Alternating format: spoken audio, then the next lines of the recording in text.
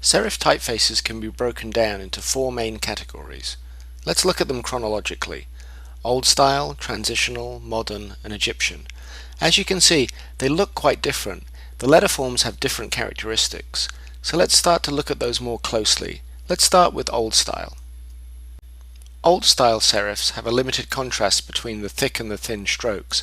They appear quite heavy and quite chunky. So if you look at the letterforms, the thick strokes are really not that different from the thin strokes. They also have a diagonal stress between the thick areas and where the thinner areas are. A typeface like Plantin that you can see here would be a good example of an Old Style typeface. Transitional typefaces come a little bit later, and you can see that they look a little bit different. They have slightly more contrast between the thicks and the thins. The thins look a lot thinner than Plantin, so the type feels a little bit lighter, a little more airy and delicate. They have a slightly less diagonal stress and slightly more vertical stress, so they start to look a little bit more contemporary. Modern serifs really aren't that modern at all. They date from the late 1700s and early 1800s, and you can see they're quite a radical departure in letterforms from previous serifs. If you look closely, you can see that they have a much straighter serif. There's very little angle to it, but also it's very, very thin. It's almost a hairline serif. You can see there's a lot of contrast between the thick parts of the letterforms and the thin parts of the letterforms. In terms of stress, they're pretty much symmetrical. The last category of serifs that we're going to look at are Egyptians. Egyptians have virtually no contrast between the thick and the thin strokes of the letterform, but also no contrast in weight between the strokes and the serifs. This makes them very, very sturdy and very even. They're also often symmetrical, so there's no stress to the letterform, and they're really a precursor to modern sans serif types. We can break sans serif typefaces down into three major categories. Let's look at them chronologically: grotesque, geometric, and humanist. If we look at grotesque letterforms, these are quite simple letterforms. They're built out of slightly irregular forms with an even stroke.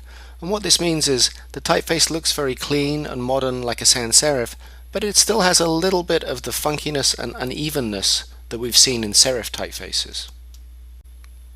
Geometric sans serifs are much cleaner and more modern looking than grotesques. You can see here with Futura, with its round O and its geometric letterforms, how clean and modern it looks. The letterforms are built from modular systems, and this leads to repetition and evenness in the forms, but there's also a sense of no decoration to the letterform, so they have a very clean and modern feeling. That minimal feeling of the geometric sans serif is somewhat in contrast to the humanist sans, and the humanist sans really feels like it's bringing back some of the characteristics of the serif, and that the term humanist comes from showing signs of handwriting or a human being in the construction of the letterform.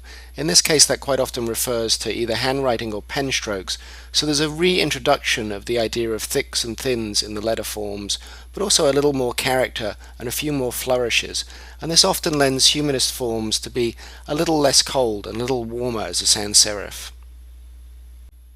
The uncluttered and modular nature of sans serif letterforms often lends themselves to having a much more extended family than we've seen with the serif typefaces we were looking at, and this often expresses itself through weight and width. So if we look at an extended family, like Universe for instance, we can see that you as the typographer suddenly have even more choices to make. You've got a range in weight and a range in widths that go from ultra black at one end of the scale all the way through to light at the other end of the scale, or from condensed to extended as well. And this gives you a really wide range of typefaces even within this one family, yet they're all Universe.